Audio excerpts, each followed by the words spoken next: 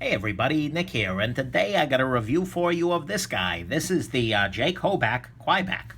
And this is a really well-known knife in the community, and it's kind of iconic. I think Jake Hoback is best known for this particular knife, and so I got to thank my buddy Jake, but not that Jake. This is a different Jake entirely, for sending this guy along. First off, I want to do a quick size comparison because this is a big knife.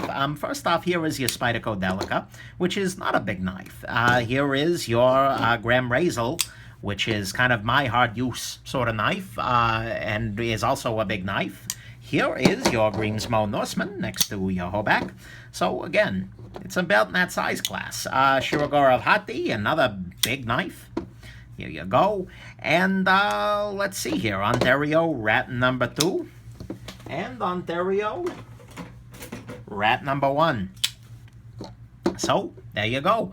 Here is your Hoback huge Kwaiback. And let's go on ahead, jump into the good, the great, the bad, and the ugly. Okay, so on the good side here, I do like the blade a lot. The steel is 20 CV on this particular model, although they come in other steels as well. And 20 CV is a great steel. It's related to your M390, your CTS 204P. It's a great knife. It's a great steel for a blade. And it's got a nice full flat grind, which makes it a better slicer than it would have been, although this is really not meant for being a really great slicer. And I do like the tanto that he's done here because it's not a straight tanto, which makes it a little bit easier to sharpen in the grand scheme of things. And you can see there's a little bit of complexity to the grind here. I'm just overall really impressed with the knife on the whole here. So that's nice. This is also got a very nice finger choil on it here, which I appreciate. And that means the ergonomics on this knife are pretty damn good. Feels decent in this grip and this grip, and choked up a little bit, it feels pretty good too. And so that's something I appreciate very much. It's nicely done, and it's also pretty subtle. You don't feel like it's a huge finger choil that if you're not using it, it works very nicely there. The action on this guy for deployment is pretty good. It's got a very strong detent on it, and it kind of needs to with a blade of this size, but it pops out reliably once you can get on there, and in many ways it's actually maybe a little on the too strong side, although my fingers have a tendency to hit the lock bar on this guy, but it deploys very, very reliably once you can get your hand on that. I think it would even be better if I had slightly larger hands for that. But the deployment action is quite good, and this knife is really overbuilt, and it's done so well. I mean, a lot of people make overbuilt knives, and that just means that all the parts are, 2 millimeters thicker than they need to be. And they call it a day, and they call it, hard use, high speed, low drag, overbuilt. Oh, wow, Navy SEALs. And that's not what I think has gone on here. This is a knife that, looking at it both in practice and in disassembly, I really do feel like is built to take some abuse. And so I'm impressed with this knife in that way. This can take abuse, and I believe it. And I wouldn't have any trouble if this were, not a loaner. I'm beating the crap out of this knife because I think it really can take it. So that's nice. I appreciate when somebody overbuilds a knife well. And so there you go. That's your good. It's got a great blade, a great finger choil. The action's pretty decent. The ergos are pretty good, and it's really well overbuilt. Let's look at the great on this knife. For me, the great is the construction. And honestly, I felt very different about this knife before I took it apart and after I took it apart. Because once you take it apart, you see all of the care that has gone into this, ranging from the copious amounts of interior milling. I mean, watch the disassembly video on this knife if you're looking to it's only like 11 minutes because it's very simple, but the interior milling is everywhere and it's done smartly. The action is great when the knife is fully tightened together, so that's good.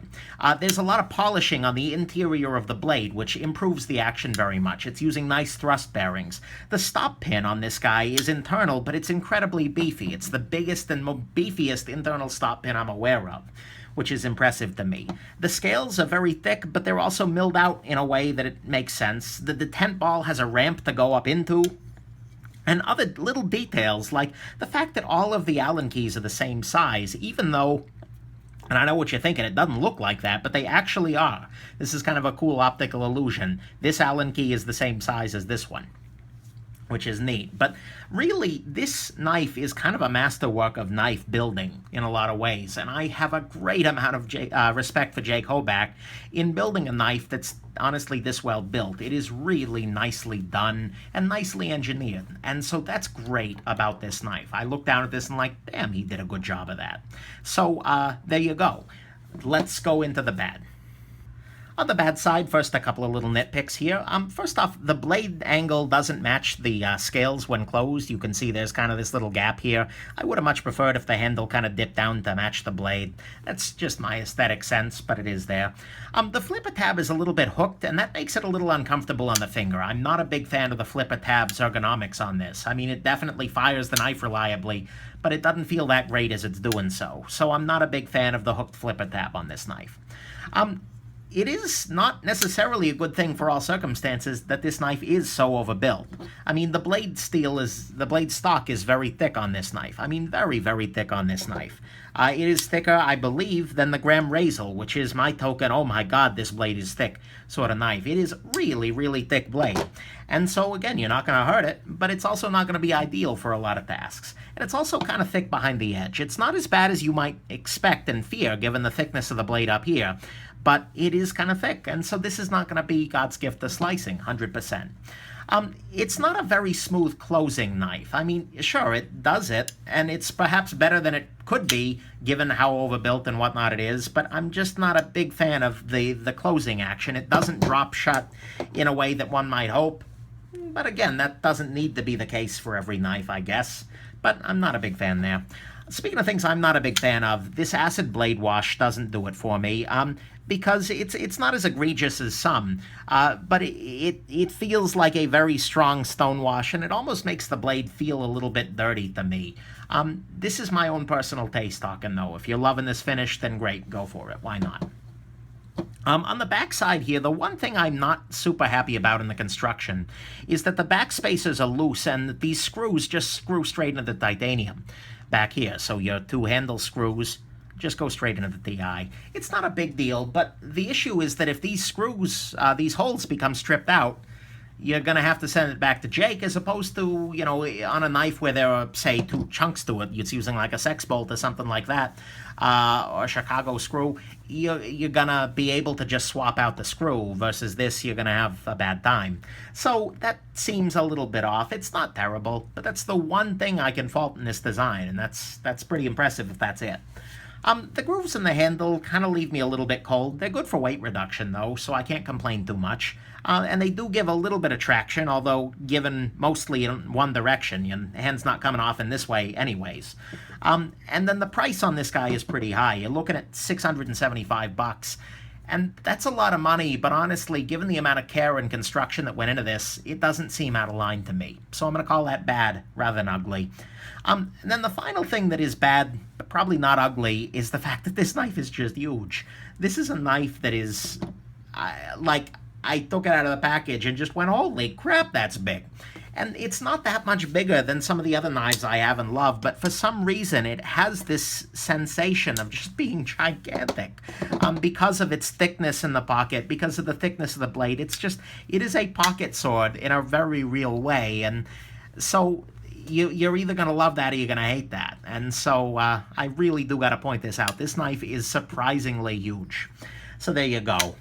Let's go into the ugly and summarize the bad. There are a couple of little details I don't love. The fact that it's overbuilt is going to bug some people, particularly the thickness of the blade. The acid blade wash doesn't do it for me. I'm not a big fan of the screws in the titanium or the grooves in the handle. The price is up there, but I think it's justified, and as I said, it's absolutely huge. Now, let's go ahead and jump into the ugly. So this knife has two bits of ugly to it. The first isn't going to be ugly to everybody, but it's this little PS23 reference here. This is a reference, to those of you not in the culture, to Psalm 23, which is in the Christian Bible, and is a statement of faith and whatnot, but this violates my doctrine of the separation of church and cutlery. And I got two reasons for that. First off, this is not a custom edition. This is not something that you can order special from the website. It's not something he made for his friend of deep faith or his pastor or something like that. This is something that he's selling to every single individual who buys a Kwaiback, no matter the faith of that person. And at the very least, that's a little pushy, and at the very worst, it's a little strange. That it's something very private that you're just tossing onto a knife. Why? Yeah, I don't get it. But more so to me, it feels like you run the risk of profaning what should be sacred. This is a hard-use tool. That's how he's selling it. And I would have no hesitation recommending this to a plumber. And I'm just picturing some plumber prying up the wax ring of a toilet using this and getting crappy water all over a knife that has been made sacred by the addition of scripture. I'm not a deity, but I feel like if you're covering references to scripture and toilet water, I wouldn't be super thrilled with that. And so that bugs the crap out of me, quite literally. And so I really don't like having that on there. I like to keep the sacred sacred and the profane profane, and never the twain shall meet. And a hard-use tool doesn't seem like a great place to have any kind of sacredness. It's a tool at the fundamental level. Let your spirituality be separate. But that's just me. Maybe other people disagree. That's okay. Try and keep the hate down in the comments there. But so for me, it violates separation of church and cutlery, and that's a little bit ugly. And you can't buy it without, which is, I think, even a little bit uglier still, even by special order. So there you go. Let's talk about the second ugly. Second ugly here, which is everything, I think everybody will agree that this is pretty ugly, is right back here. If you look closely, or frankly not that closely at all, you can see that the blade is right here. And in fact, if you touch your finger to this, you can see that the blade, just by pressing your finger against this, the blade contacts your finger. That's actually a little bit dangerous. And given how wide the blade is, the scales are very far apart here. And that means that all kinds of other things can get up and touch this blade. So your wallet, for instance, in your pocket, will have regular contact with the blade because it's hanging in your pocket just like this.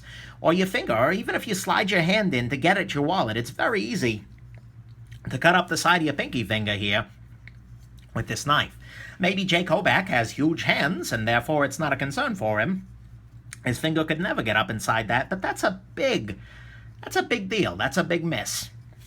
And it's really something that needs to be addressed, either with a little bit more scale material up here, or a backspacer that goes all the way up to here and covers that side. That's really genuinely ugly, and it made me really reluctant to carry this knife, because I knew that if I'm carrying this knife, it's going to be chewing on my wallet all day long, and potentially on my hand if I make a false move. So that's ugly, and that's ugly in the sense of, oh, you should have done better than that. That's not a question of style, a question of, that's a missed opportunity here, and that's a big design flaw on a knife that is otherwise really brilliantly designed.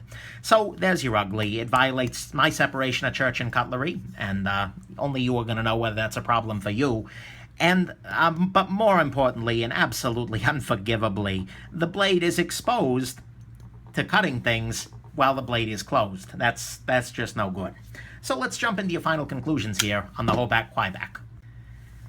So this is a knife that's really cool and really unique and really interesting in a lot of ways, because it's got absolutely brilliant construction, absolutely overbuilt, 100%, and it earns that title very well.